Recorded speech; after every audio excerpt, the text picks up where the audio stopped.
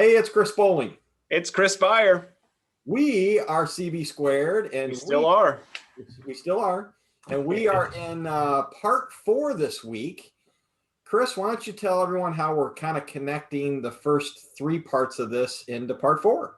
Yeah. So again, wanting to focus on what the highest performing benefit programs are doing, what we see from our clients that are getting strong outcomes in cost control, but also making benefits better for their employees, not just taking things away. So in our first discussion, we talked through direct primary care and how that's a conduit for employees to find the right care at the right time for the right price. The second week, we talked about getting that second opinion. We had a discussion on your shoulder surgery of not just going to because you know a guy, right, and really making sure that you need the surgery, and if you're going to have it done, that you find the best place to have it. And then the last time we talked through, really focusing on that direct contract where the employer can work with the preferred providers that are out there at the right price, and then waive that cost share for employees so that they can avoid having to pay out of pocket and actually get better care. And so this week we're talking about a dual plan option where you can continue to have your traditional plan and then mirror that with a plan that encompasses maybe those 3 levers together. And the value of that is really you start to give the power of choice to employees and to their families so they can determine what's best for them. But ultimately, we start providing better options for care that keep costs in line, and it's a hallmark of high performance. Chris, where are we seeing, again, that dual plan, traditional and what that looks like? And then when we talk about more of the efficient plan, and it can be branded really for any employer, but what are you seeing that look like in terms of makeup? So, again, there is no right or wrong. But what we're seeing some employers do is price those plans the same. So one is your, creative direct primary care with a direct contracting option, and then some wrap network on the top of that. So, again, if I need heart surgery, that's not in may not be in that direct contracting model, but then again, you still need something on top of that that's going to be health system based. So, run that off of a Medicare Plus model, again, something very attractive. Right. That whole plan design is a zero out-of-pocket expense to your employee. And let's just say, for bad example, Chris, that you've set your employee rate at $100. Right. Plan 2 is your traditional, BUCA plan. It's got a deductible, it's got a copay, you've got the big, huge national network, inconsistency in your pricing, and that's also $100. So, one reason I like that is that you're truly saying, hey, I'm not penalizing you, employee, by picking this plan. Right. That is a BUCA plan, let's just say.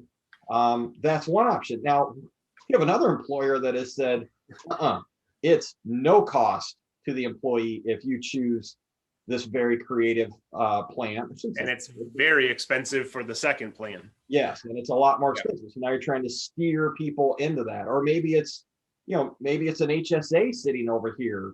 Right. That's through the, Blue Crosses or, Aetna's, United Healthcare, Cigna, whatever. But and Chris, the pendulum has kind of swung. I know in my community, we've seen, we have 2 different health systems in town, and historically, some municipalities, some school districts would offer a restrictive plan. You can go to one hospital, and that's all you have, because it was a way to control costs, because they could zero in on that. But I'll tell you, you have employees that have very strong opinions about which location they want to go to.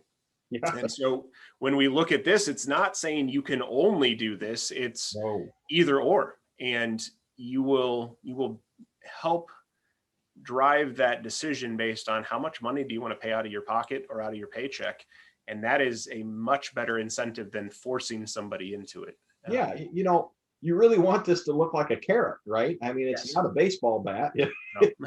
No, that doesn't work as well. No, it just doesn't. And, again, we're in a tight labor market. So, anything you can do to help control costs that's going to be a carrot, right, is just a win-win right now. So yeah, we have, a lot of our clients that are still in the traditional self-funded ASO BUCA plan, they are saying, guys, we are now finally ready to start looking at some of these other options to control cost, but make it a carrot approach so we can attract and retain talent. And I don't think there's any better time than, to really start exploring these options today. And maybe in your geographical area, you've got reference-based pricing, that can work in certain areas, right? right? You know what? You put that reference-based pricing on top of something, to again control costs. So, there is no right or wrong. It's, culture drives the strategy. And that's what we love talking about, is the strategy. The insurance is the easy part.